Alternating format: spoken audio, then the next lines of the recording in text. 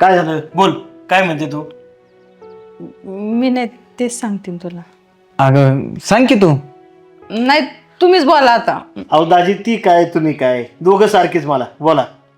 काय नाही, ज्योतीचा हिस्सा आहे ना, तेवढा द्या तिला, जरा गरज होती.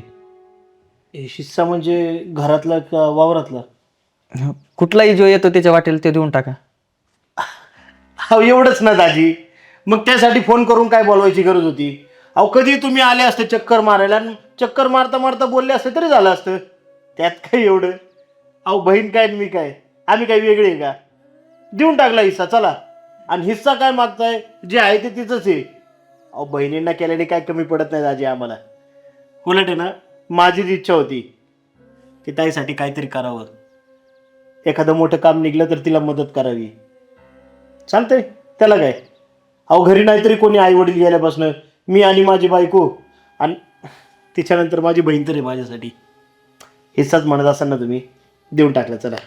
काय पाहिजे ना ताई, हक्काने मागून घे, तुझंच घर आहे, लाजू नको. आणि मी काय कोणाच्या परक्यासाठी नाही करत आहे, माझ्या बहिणीसाठीच करतोय.